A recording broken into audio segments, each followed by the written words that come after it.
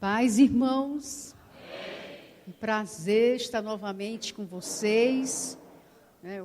Hoje não era o meu dia, mas a Ana Paula está viajando e nós precisamos cobri-la, né? Então, a Ana Paula vai dar a batalha espiritual, né? Então, eu disse para o pastor que nós vamos refletir nessa manhã sobre o estudo da palavra de Deus, sobre como você estudar a Bíblia por você mesmo, não é? O método indutivo. Não, a gente não vai buscar em nenhum livro nenhum subsídio para o estudo. Nós vamos buscar só o texto sagrado. Por que que é importante esta reflexão? Porque nós estamos entendendo que a vida cristã é uma batalha, não é verdade? É uma batalha espiritual. Mas é uma batalha que não nos deixa com medo. Né? Ninguém vive aqui com medo do inimigo. Né? Porque já somos mais do que vencedores por aquele que nos amou. A palavra dá essa garantia, não é? Da vitória. Mas, evidentemente, né, a palavra diz que nós temos 3 inimigos que a gente precisa estar muito atentos, né, para eles. Então, nós temos o inimigo, que é Satanás, e o apóstolo Pedro diz que ele é como um leão, né, que está ao derredor, buscando oportunidade para tragar. Não é isso? Estou citando a palavra. Então, o maligno, ele quer tragar a vida, ele quer colocar tropeços no caminho para fazer você cair, né? Lhe induzir ao pecado, como fez com Jesus. Mas nós temos também outro inimigo, o inimigo é o mundo. Quando a Bíblia fala que nosso inimigo é o mundo, não fala com essas palavras, o inimigo é o mundo. Mas a Bíblia nos diz que o sistema mundo é um inimigo nosso. Por quê? Porque os valores do mundo contradizem os valores cristãos. Né? Então, tem um grande homem de Deus, o John Stott, que ele diz que nós andamos na contramão do mundo, né? Na contramão, porque os valores do mundo não existem valores, podemos dizer assim? Não existem valores. Hoje, o que a gente dizia que era pecado, não se diz mais, não é? Então, o pudor, a vergonha, a virgindade, a sexualidade dentro da família somente, não é? Então, a corrupção no nosso país, que é uma coisa tão forte, não é somente lá nos grandes, não. Às vezes, nos nossos negócios, nós temos uma herança, né, corrupta no nosso país, a nossa cultura está impregnada essa maldição dessa corrupção, não é? Então, o sistema mundo, onde os valores se invertem, né? A liberdade é tida como libertinagem, que liberdade verdadeira é o cristão quem tem. Não é? Em Cristo somos livres, mas o mundo oferece libertinagem. Então, sistema mundo, por isso que a Bíblia diz, não vos conformeis com este mundo. Né? Eu estou em Romanos 12. Não vos conformeis, não tome a forma do mundo. Não tome. O mundo julga pela aparência. Não é? A Bíblia diz que Deus olha o coração. Então, não se conformar com o mundo. É a forma da gente vencer esse inimigo, o sistema mundo. E o terceiro inimigo somos nós mesmos, o nosso ego. Nós queremos sempre ser melhores do que os outros. Nossa índole, ela é carnal. Desde a queda, desde Adão. Então, nós vivemos nesse mundo onde nós somos incitados a ser competitivos. Então, temos que ser melhor, tem que fazer melhor. Eu que tenho razão. Então, aí vem o inimigo, é nosso próprio ego. A nossa vontade tem que imperar. Isso é o nosso ego. Não é? Nossa forma de ser é a melhor, é a mais correta. E a gente vai alimentando a nossa índole, nosso ego. Por isso que o apóstolo São Paulo, para vencer esse inimigo, ele diz que nós temos que ir para a cruz. Já estou crucificado com Cristo e vivo, mas não mais eu, mas Cristo vive em mim. Então, é crucificar o nosso ego. Nós precisamos tomar essas providências, não é verdade? Então, vou falar bem rapidinho, porque esse não é meu assunto, não. Eu estou só mostrando essas três áreas da vida no nosso combate. Satanás, como é que a gente vence? Resistir ao diabo, e ele fugirá de vós. O mundo, não tome a forma dele. E a carne, o nosso ego, nossa índole, a gente vence crucificando o nosso eu na cruz de Jesus. Então, amados, nós temos essa luta constante. Obrigada. Mas há uma forma da gente vencer toda e qualquer luta, seja qual for a área. Seja qual for a área.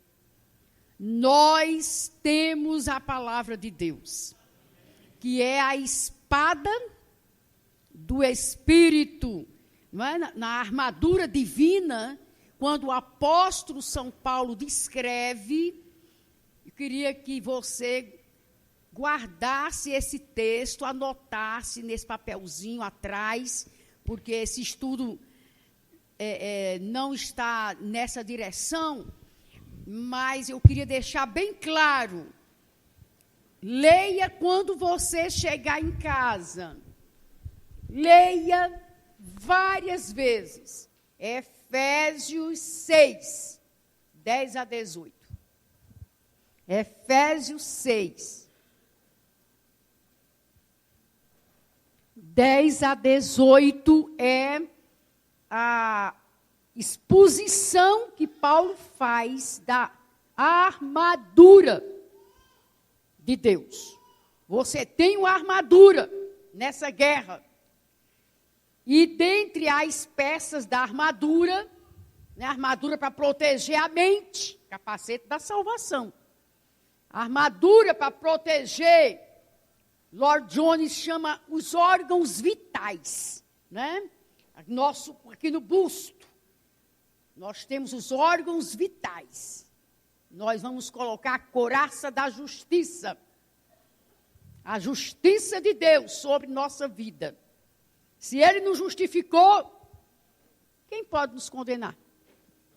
Então, ponha a couraça da justiça. O cinto da verdade.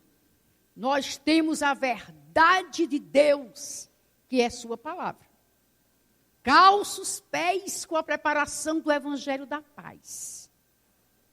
E brace o escudo da fé, com o qual poderemos apagar todos os dardos inflamados do maligno.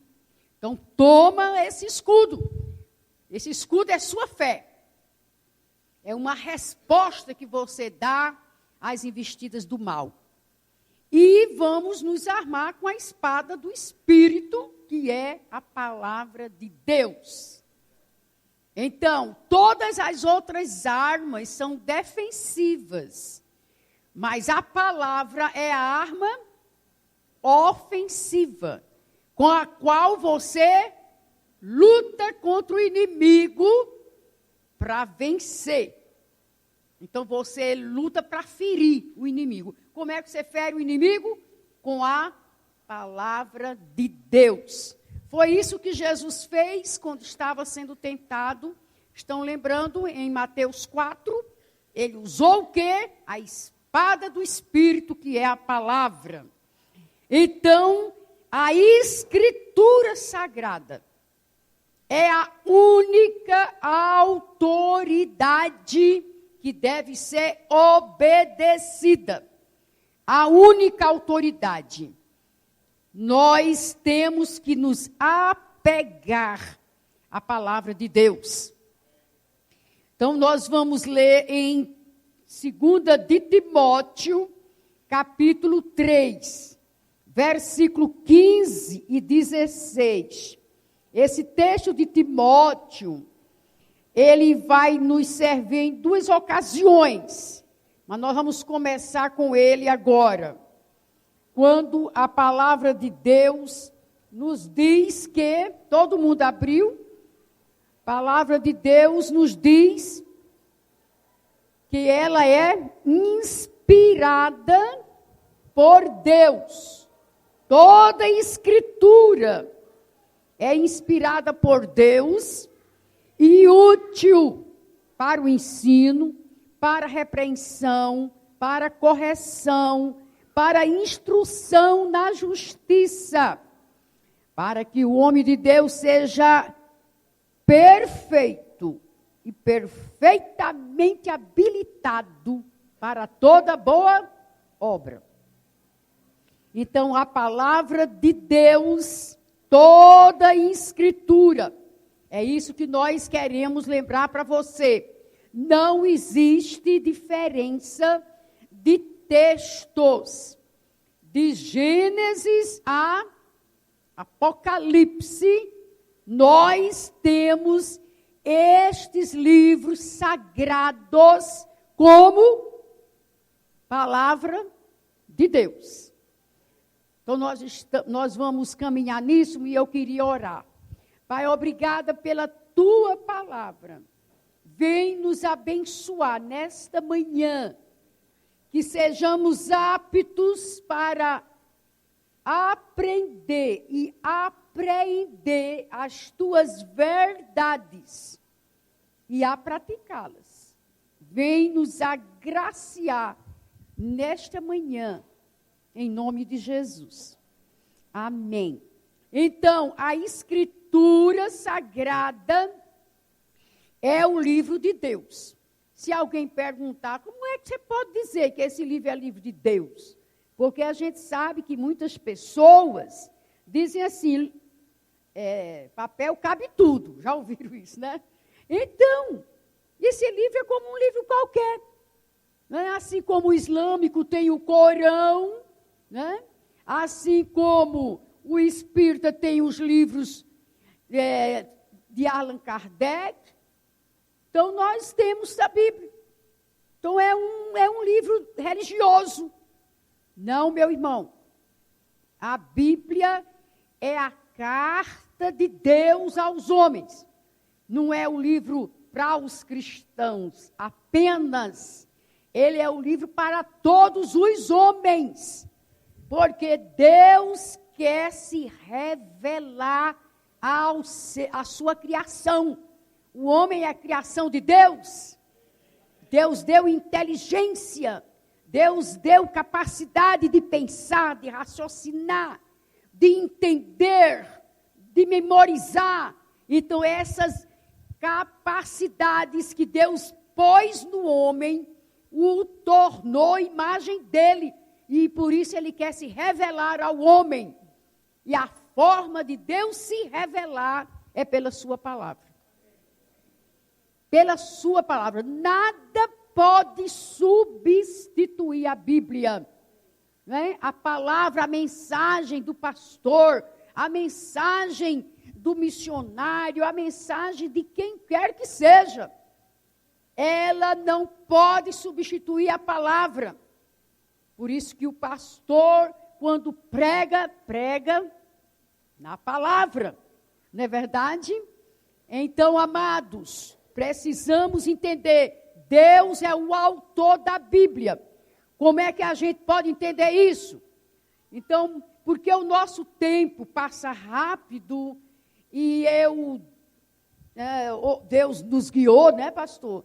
Né, para esse momento de oração. Então, eu pedi para o Paulo me ajudar lendo os textos para ir mais rápido. Então, ele vai ler Êxodo 31, 18. Amém. Escritas pelo dedo de Deus. Deus escreveu. Não foi Moisés. Não é isso?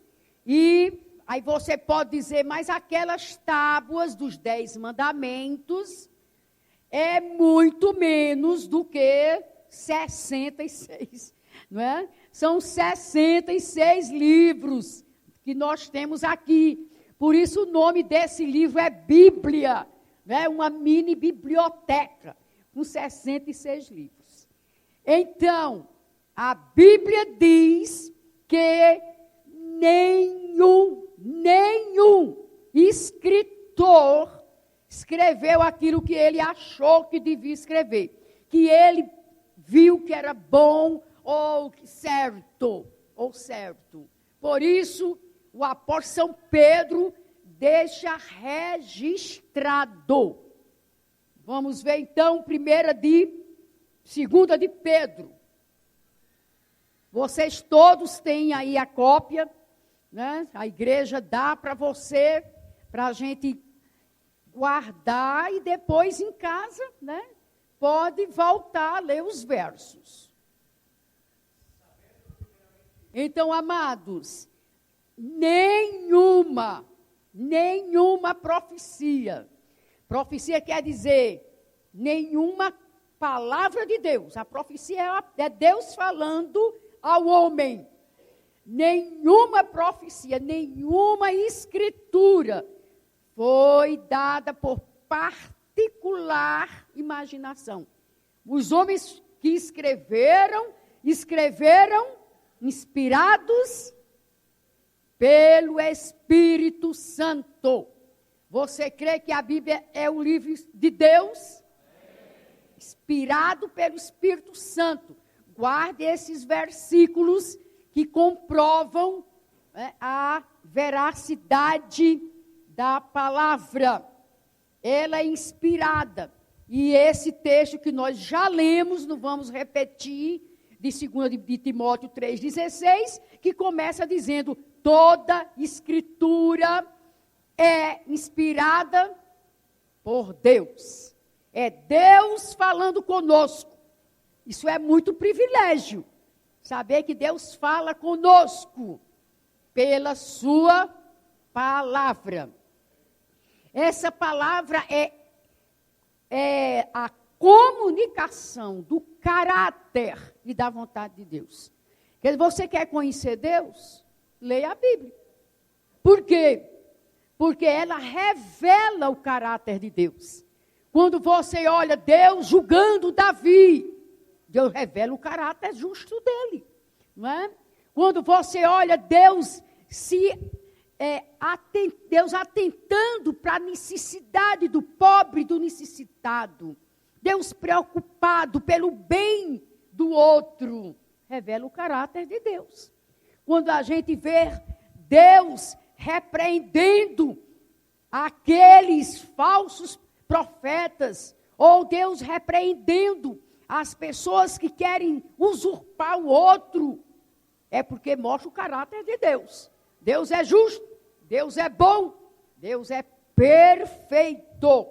Então ela revela a vontade de Deus e o caráter de Deus. Salmo 19, 7 a 9. Glória a Deus, que descrição bonita, não é? O pastor falou do Salmo 19, não é? No início. Veja só quantos adjetivos ele dá para a palavra. É puro, é limpo, ele é verdadeiro. Verdadeiro. Então, amados, queremos encontrar a verdadeira sabedoria, nós precisamos buscar mais essa palavra. Ela dá entendimento aos simples. Não é verdade? Eu estou citando outro verso, Salmo 119, Salmo 119, 130. Fala, a tua palavra dá entendimento aos simples. Então, comunica o caráter de Deus. Ela é eficaz para transformar os corações e discernir os propósitos mais íntimos. Glória a Deus, que a palavra dele alcança o coração do homem, não apenas a mente. Ela alcança o coração, quer dizer o quê? Os desígnios da pessoa, aquilo que está no seu interior, aquilo que a razão não tem condições de discernir. A razão não tem condições de entender. A palavra de Deus revela, descreve, discerne. Isso é maravilhoso. Não é verdade? A vida, nossa vida humana, ela é cheia de incógnitas. Nós nem nos conhecemos a nós mesmos. Lembra da frase de Sócrates, né? Milhares de anos, o grande filósofo é lembrado por essa frase: conhece-te a ti mesmo, porque nós temos dificuldade de nos conhecer. Né? A complexidade da natureza humana não é fácil de discernir, mas a palavra de Deus, ela vai no mais profundo do ser e traz a verdade sobre aquilo que somos de verdade.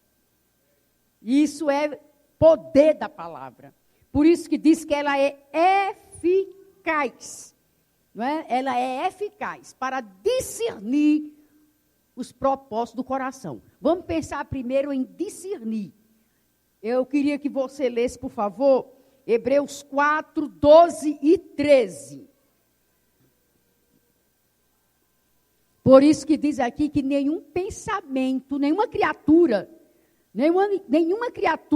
fica sem ser descoberta diante dele. Às vezes nós temos na nossa vida, nos nossos relacionamentos, nós temos coisas encobertas. Mas a palavra de Deus traz a luz. Porque a palavra de Deus convence o homem do pecado, da justiça e do juízo. Não é? Pelo Espírito Santo. Porque o Espírito Santo age pela palavra. O Espírito não foi quem inspirou? Então o Espírito Santo age pela palavra. Para discernir o mais íntimo do ser. Então, não pense assim, eu sou religioso e Deus sabe que eu cumpro todas as normas da igreja.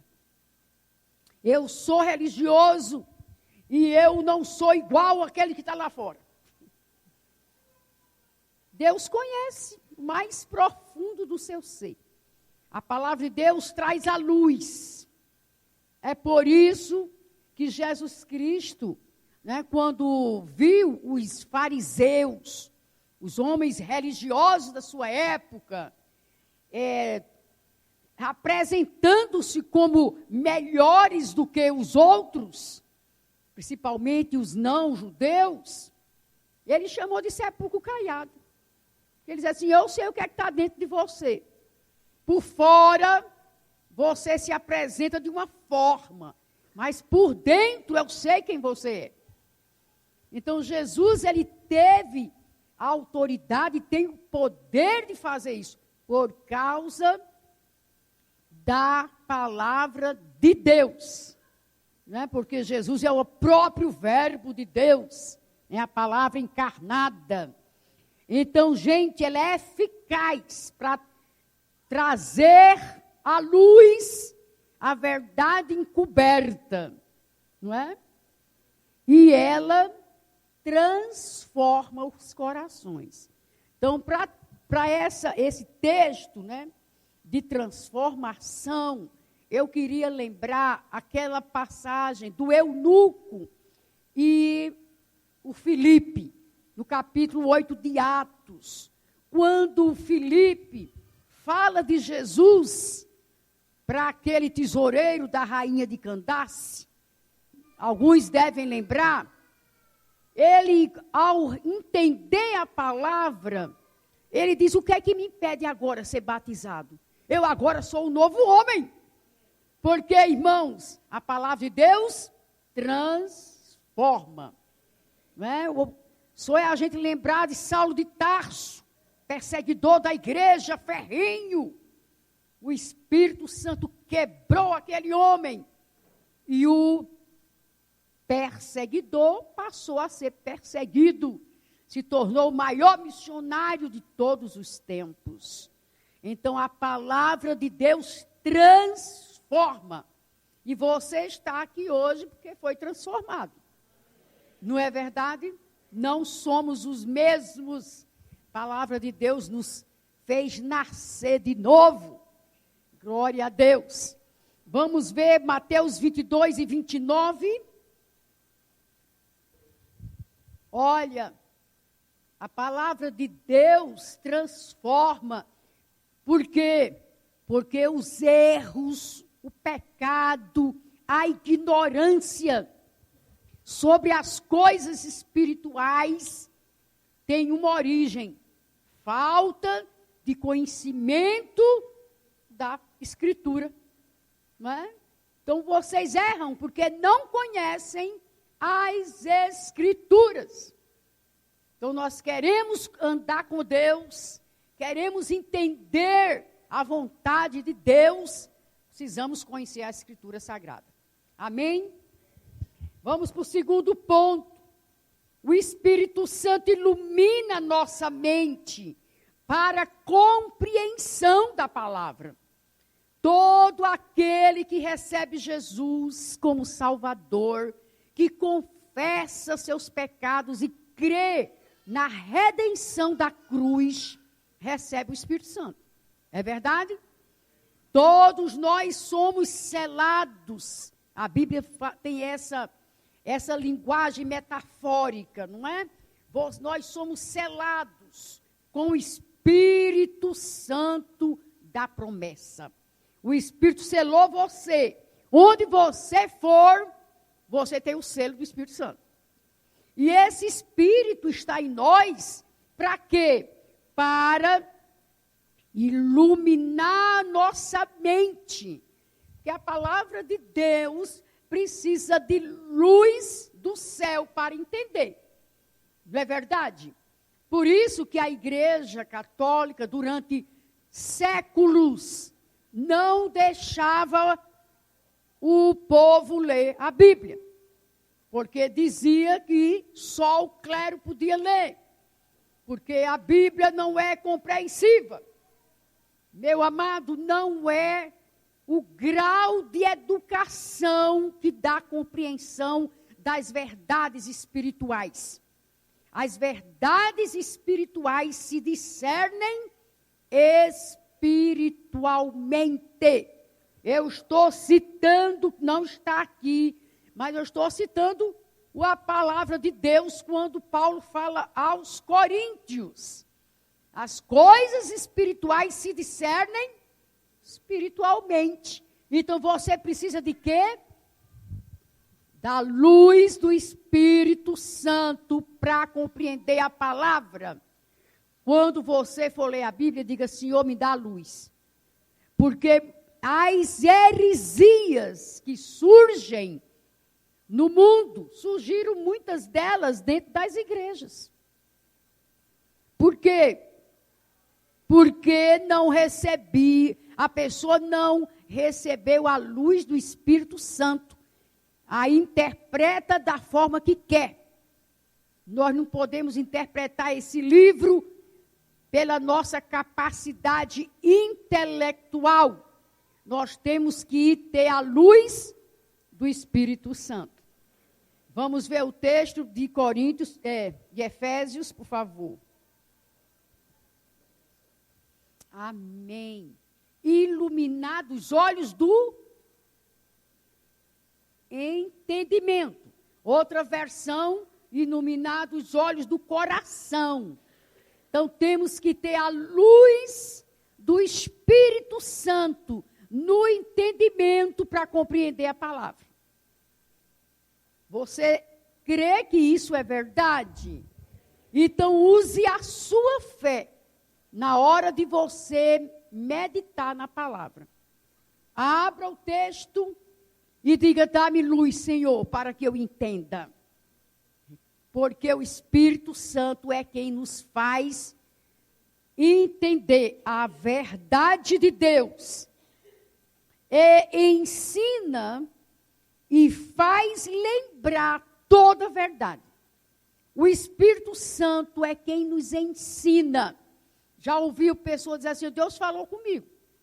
Não é? Como é? Você ouviu mesmo? Audivelmente? Não foi audivelmente. Mas eu recebi uma palavra no coração. Deus me falou alguma coisa aqui dentro. Não é verdade? É o Espírito Santo nos ensinando. Eu tenho um verso na minha sala que eu coloquei na parede, porque é o verso que eu me guio muito por ele. Salmo 32 e verso 8. Instruir-te-ei e ensinar-te-ei o caminho que deves seguir, e sobre as minhas vistas te darei conselho. Que coisa linda! Um Deus que aconselha, que fala, que ensina, que instrui. Salmo 32, 8. Ele instrui pela palavra. Não é verdade? Então vamos lembrar disso. O Espírito Santo, além de ensinar, ele faz lembrar. Sabe por que ele faz lembrar? Na hora da tentação, na hora da necessidade. Você não está de Bíblia aberta, mas se você memorizou a palavra, você vai lembrar. O Espírito Santo traz à mente, não é? Traz à mente. Lembro-me que eu estava numa situação assim de medo, né? Quando eu dirigi uma igreja, eu abri uma igreja lá em João Pessoa. E quando a gente chegava, né, eu morava lá no seminário, quando a gente chegava já era tarde. O lugar, né, era um tanto escuro e me deu certo pavor, que eu estava sozinha. E naquela hora do medo, o Espírito me lembrou a palavra. Quando eu citei o verso, o medo foi embora. Qual foi a palavra? Para ti, a luz e as trevas é a mesma coisa. É a mesma coisa. Porque o Senhor é a minha luz e a minha salvação. De quem terei medo? Não é? Então o Espírito vai lembrar. Por isso que é bom memorizar. Aprenda a memorizar a palavra. Guarde-a no coração. Eu já estou citando outra parte do Salmo 119. Guarde no coração a sua... O salmista diz, guardei a tua palavra no meu coração. Não é? Então, vamos memorizar. Mas vamos adiante. O João 14, 26. Amém. Que promessa maravilhosa. Quando você vai na Casa Luz estudar a palavra, lembre-se, o Espírito Santo nos ensina e nos faz lembrar. Para lembrar, é preciso você memorizar. Então, por favor, comecemos a memorizar. Não é? Eu aprendi a memorizar muitos textos, né? Porque na minha igreja, quando eu me converti, eu tinha 11 anos. E o trabalho com as juniores era muito bem organizado. Toda semana a gente tinha que levar um verso decorado para a escola dominical. E isso foi muito bom. Então, você não decorou quando criança, comece a decorar. Memorize a palavra, porque nós precisamos tê-la em mente, não é? Para o Espírito Santo lembrar na hora da dúvida, da necessidade, na hora da tentação. Agora, vê bem, quando eu estava com medo, o Espírito Santo não me lembrou o verso. Eu supro todas as vossas necessidades em Cristo Jesus. Esse verso não era apropriado. Ele não me lembrou, o Senhor é meu pastor e nada me faltará. É a palavra, mas não era apropriado. Então, a gente tem que decorar os versos, porque na hora da necessidade, a gente tem que usar a espada do Espírito de forma apropriada. Então, o Senhor me trouxe à lembrança o salmo que diz: o Senhor é a minha luz e a minha salvação. De quem terei medo? Encaixou, não foi? Quer dizer, a palavra apropriada. Para ti, as trevas, lá não estava escuro, as trevas e a luz é a mesma coisa. Aí eu digo, Senhor, então aqui está tudo claro. Porque o Senhor está aqui comigo. Então, amados, vamos memorizar a palavra de Deus. Vamos adiante. Aplica as escrituras à nossa vida. Olha que coisa boa. O Espírito Santo ensina, e como ele é um mestre por excelência, ele aplica. Porque o bom professor, ele tem que aplicar o conteúdo ensinado. Não é verdade? Senão ele não traz para a experiência pessoal, não traz a vida. Então ele aplica as escrituras à nossa vida. E, vamos ler então Mateus 28, 20. Quando a gente fala de missões, sempre usa esse verso, né? Ide por todo mundo, fazer discípulos das nações. Mas nem sempre a gente diz que a grande comissão também nos ensina a ensinar os discípulos a guardar a palavra, não é? Ensinando-os a guardar todas as coisas que vos tenho dito. O que significa guardar a palavra na vida? Aplicar. Não adianta você saber toda a Bíblia decorada, conhecer todo o texto sagrado e não aplicar. Então, quando eu disse, aqui já está tudo claro e o medo foi embora, eu apliquei a palavra. Não é? Entendeu? Guardar tem esse sentido de trazer para a vida, para a palavra se tornar concreta. Concreta. A Bíblia não é apenas princípios e normas. Olha aqui uma coisa interessante. Evidentemente, tem princípios e tem normas. Um princípio, amai-vos uns aos outros como eu vos amei. É um princípio. Mas a palavra de Deus não é só princípio e normas. Palavra de Deus é vida. E a gente precisa tornar essa palavra vida na nossa vida. E é o que eu chamo de concretude. Torne a norma e o princípio uma forma de você viver. Na sua conduta, seu estilo de vida, sua ética. A Bíblia diz, ame o próximo como a si mesmo. Como é que você tratou seu irmão? A ética cristã vai dizer que você deve respeitar a pessoa. Não é verdade, gente? Estamos entendidos, não? Então, nós vamos adiante por causa da hora. Somente mais um texto. Eu quero ler só Deuteronômio. Deuteronômio 6. O Senhor está falando para Israel.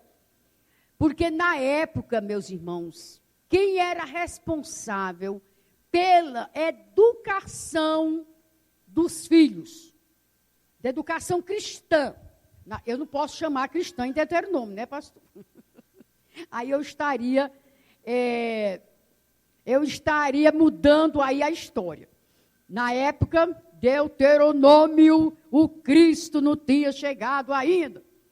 Mas eu posso dizer a ética da religião cristã, da religião judaica. Não é isso? A ética da religião judaica. A religião judaica. Quem ensinava a religião, os princípios de Deus, a revelação de Deus aos filhos? Os pais. Não tinha escola dominical, como tem aqui não.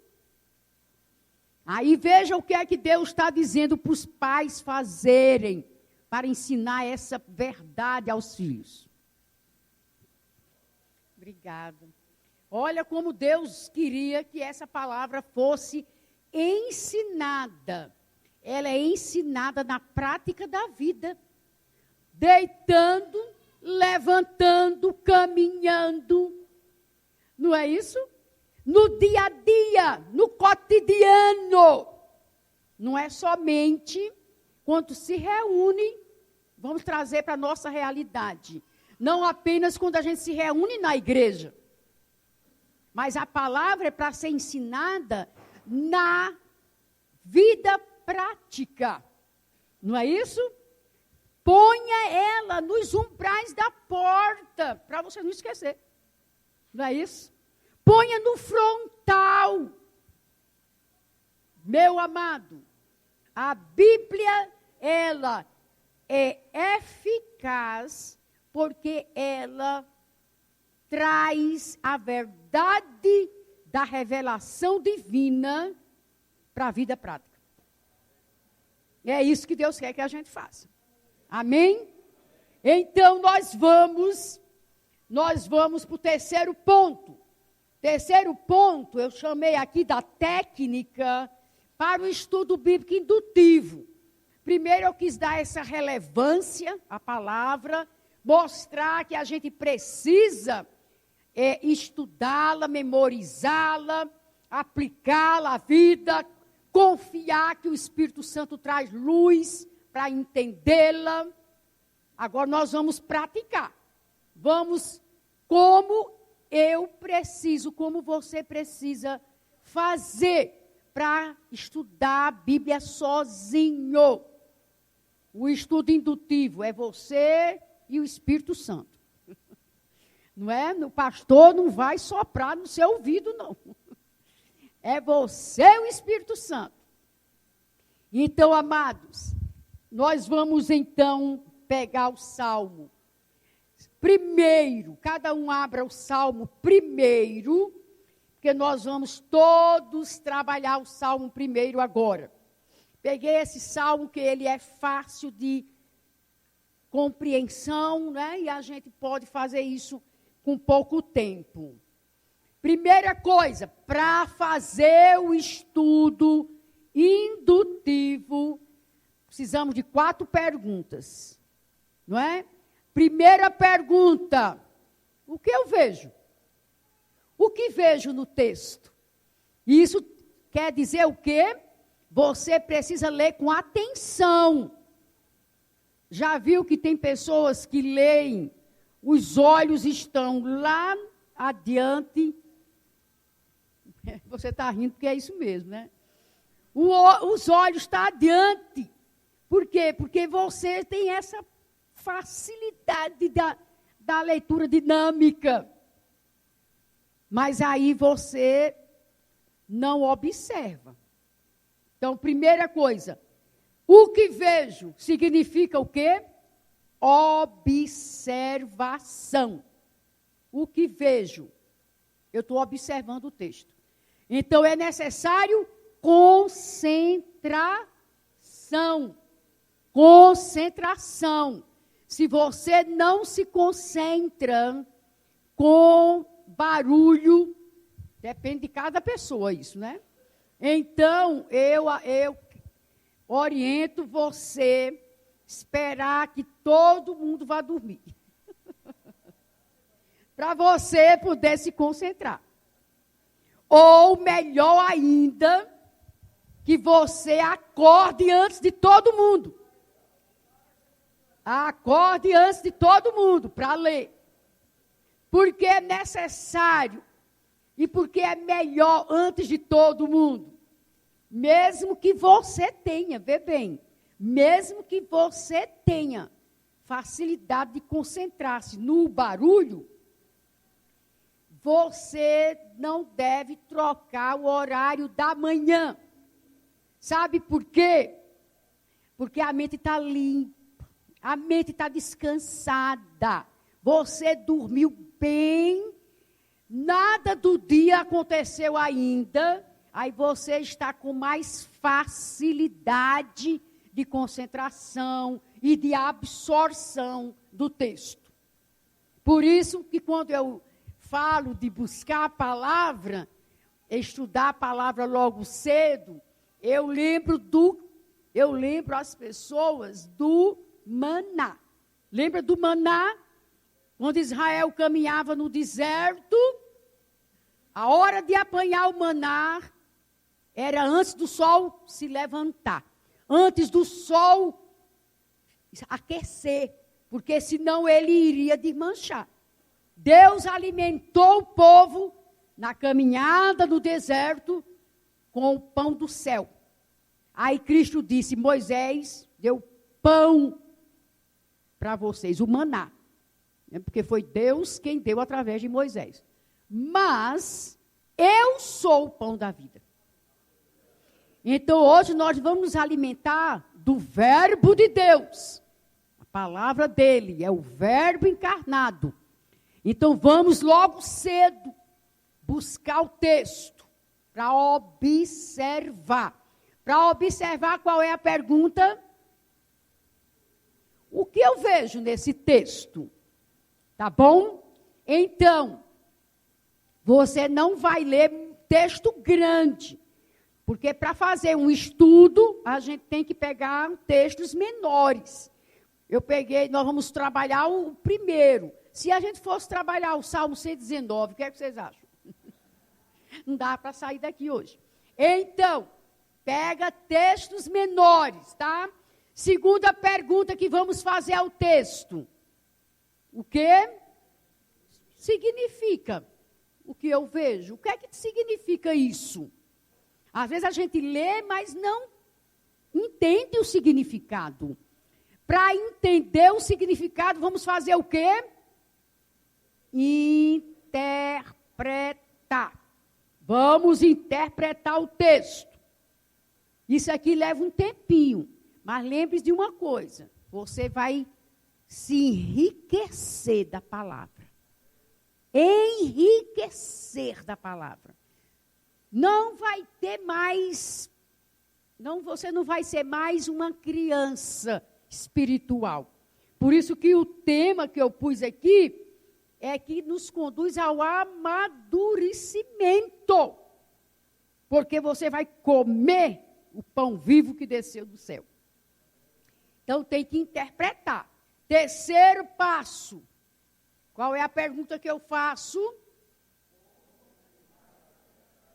Como confirmar? Eu estou interpretando que essa palavra quer dizer isso. Mas eu preciso confirmar. Essa palavra quer dizer isso mesmo? Tem uma regra de interpretação. Né? No estudo de teologia, a gente tem uma matéria chamada hermenêutica. Trabalha o quê? Princípios de interpretação do texto. E uma regra que é chamada a regra áurea da interpretação, diz assim: a Bíblia se explica por si mesma. Você não precisa estar trazendo sua inteligência na racionalidade para poder entender. Vê só, eu estou falando a inteligência dominada pela racionalidade. Não estou dizendo que Deus vai excluir tua inteligência. Você tem inteligência, você tem, por isso que eu falei antes, né? Você tem capacidade de raciocínio, porque Deus lhe fez imagem e semelhança. Então, use a inteligência. Porém, não use a inteligência limitada à racionalização. Quer dizer, não confie na sua razão e lógica para interpretar. Por quê? Porque a palavra de Deus excede o entendimento. Não é isso? Excede o entendimento. Então, a gente não pode achar que nós podemos entender pela racionalidade. Mas podemos entender com a luz do Espírito Santo, usando sua inteligência. Aí você vai fazer o quê? Nessa pergunta, você vai correlacionar. Correlação. Isso é, a Bíblia não se explica por si mesma, então eu vou buscar os textos que vão me dar entendimento. Isso que o apóstolo está dizendo tem correlação nos outros textos sobre esse assunto. Percebe como é importante a correlação? Eu vou buscar textos que me ajudem a interpretar o texto. Correlacionar. Nas Bíblias, a maioria delas, Bíblia de estudo principalmente, tem concordância bíblica, não é? Essa concordância são versos que se relacionam. Agora, use a lógica, porque tem verso, não é porque fala do amor, que está dizendo que vai explicar aquele verso sobre amor. Por exemplo, se o verso está falando do amor de Deus, o amor de Deus é derramado em nosso coração pelo Espírito Santo. Por exemplo, esse texto, Romanos 5. Eu não vou pegar o texto de 1 de João 4, quando João diz, aquele que não ama a seu irmão é assassino. Quer dizer, eu tenho que buscar um texto que me dê respaldo para eu entender o texto. Né? Vamos outro exemplo melhor. Nós estamos trabalhando o versículo, bem-aventurado o homem que não anda no conselho dos ímpios. É o Salmo 1. Bem-aventurado é feliz. Então, quem é bem-aventurado? Está dizendo, o que não anda segundo o conselho dos ímpios. Eu quero correlacionar esse texto. Então, eu não vou buscar o texto. O texto, mesmo que fale em caminho. Por exemplo, estou citando agora Isaías. Este é o caminho. Andai nele. Pode? Não, está totalmente desconectado. Perceberam que eu tenho que trazer um texto que faça o quê? Correlação. Tudo bem? Quarto passo, qual é o passo que eu dou? Eu não posso deixar a verdade bíblica no livro, no papel. Eu não posso deixar a verdade bíblica só no cognitivo, na nossa mente. Tem que descer para o coração. Não é isso? Você interpretou, você buscou o conhecimento. Esse conhecimento tem que ser aplicado. Então, traz ele para o coração. Tá certo? Não deixa só na mente. Os judeus conheciam muito a Torá, o Antigo Testamento.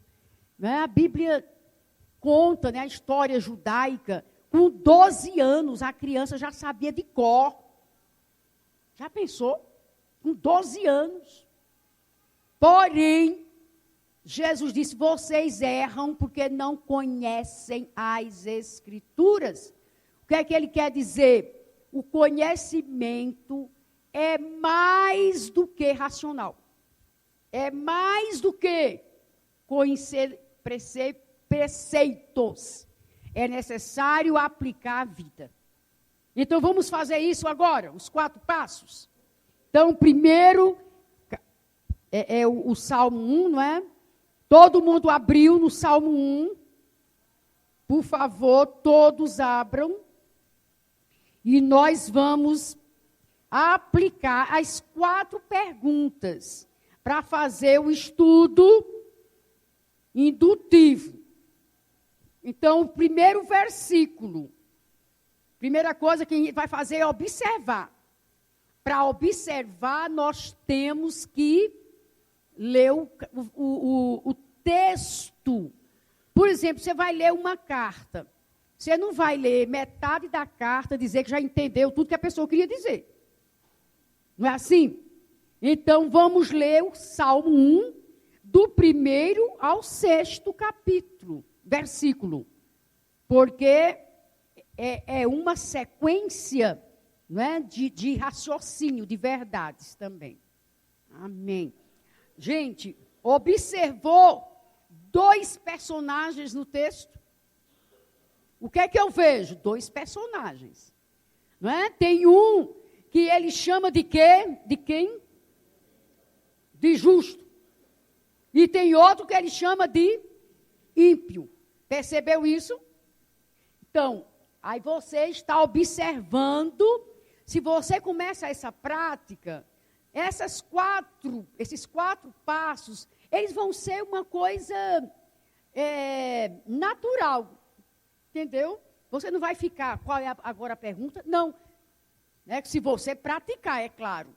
Né? Então, observamos isso. Você observou que ele dá o perfil desses 2 personagens? Observaram? Ele diz como é o justo e como é o ímpio. Perceberam? Então, agora nós vamos interpretar. Para interpretar, então, nós vamos começar com o justo. Vamos separar o justo agora, tá bom? Então, bem-aventurado é aquele que não anda no caminho dos ímpios, não se detém o caminho dos pecadores e não... Então, o que é mesmo ser feliz? Porque ele não começa bem-aventurado? Aí eu estou interpretando. O que é bem-aventurado? Feliz. Feliz é a pessoa que não toma essas 3 atitudes. Quais são as 3 atitudes? Não anda, não se detém e não se assenta. Olha aí. Esse que tem cuidado para não fazer essas 3 coisas é feliz. Porque ele sabe que não pode andar no caminho dos pecadores. Agora, não diga, por favor, agora eu não vou mais andar com meu colega da faculdade, porque ele não é cristão. Não é isso não, viu, gente? Você pode ter um amigo cristão e você não andar nos caminhos dele. Porque, às vezes, a gente vai para o extremo. E as pessoas pensam que não se conformar com o mundo é fugir do mundo. Não é isso. Não é? Como fizeram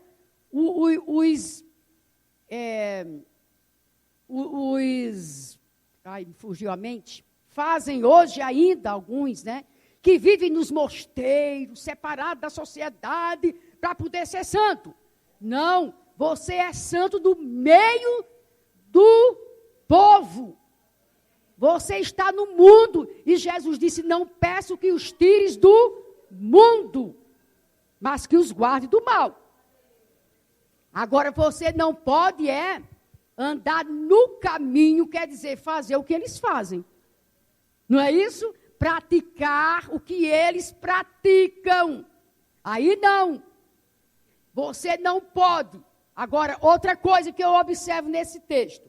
Tem 3 coisas que eu não devo fazer.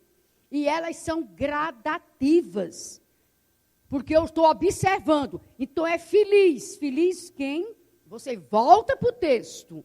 Feliz aquele que não anda no caminho do ímpio. Aquele que não imita, na minha versão diz imita a conduta dos pecadores. Você não anda, você não se detém e você não se assenta. São 3 coisas progressivas. Cuidado, porque você pode dizer, não, mas eu vou com meu amigo ali no cinema, não tem problema não. Aí você começa a sair, eu vou ali na balada, mas depois Deus perdoa meus pecados. Olha, não se detém. Cuidado, porque se você começa a se deter, você se assenta. E depois, você para, depois você se detém, tá vendo? Se detém. Cuidado, não se deter, não andar, não se deter e não se assentar, porque se acomodou, aí é difícil trazer de volta. Percebe? Você está observando, está interpretando o texto. Aí você vai dizer, Senhor, olhe, a oração dialogal é você orar meditando na Escritura. Senhor, eu quero ser esse homem bem-aventurado. Eu quero ser essa pessoa feliz. Me guarda de andar. Me guarda de me deter. Me guarda de me assentar. Me guarda de me acomodar ao pecado. Percebe? O que é que eu estou fazendo agora? Aplicando a palavra, Senhor, eu peço que tu me guardes de me deter. Percebe? Então, aí nós vamos adiante. Esse homem que é feliz, verso 2, onde está a satisfação dele? Na lei do Senhor. E ele faz o que com a lei do Senhor? Percebe que você está observando Aí vamos agora interpretar. A satisfação está na lei do Senhor. E na lei ele medita de dia e de noite. Aí eu vou dizer assim, como é que pode ser de dia e de noite? Aí eu vou fazer uma correlação. A correlação, o texto vai me levar lá para Josué. Você quer ser bem-sucedido? Você quer ser feliz? Medita na minha palavra, de dia e de noite, e serás bem-sucedido. Não foi isso que Deus falou para Josué? Então você está fazendo o quê? Correlação com o texto. Então, medita de dia e de noite. Senhor, eu quero que meu prazer seja na tua palavra. Isso está fazendo o que agora? Aplicando. Senhor, eu quero que a tua palavra seja a satisfação da minha alma. Eu quero encontrar prazer em ler tua palavra e meditar nela. Percebe, minha gente? Aí você não faz por obrigação. Você não faz porque o pastor disse que você tem que ler a Bíblia. Você precisa estudar o texto. Você faz com prazer, porque você está se alimentando da palavra. Aí a gente pode ir para o Salmo 119, fazer uma correlação. Davi diz, a tua palavra, e o Salmo 19 também, é como mel ao meu paladar. Ela dá prazer. Tá bom, gente? Vamos rapidinho. Como é esse bem-aventurado? Ele dá fruto, ele é como uma árvore plantada junto às águas, que dá fruto no tempo certo, as folhas não murcham, tudo o que faz prospera. Que coisa linda! Agora, quem é esse que Deus faz prosperar? É o justo, não é? O bem-aventurado.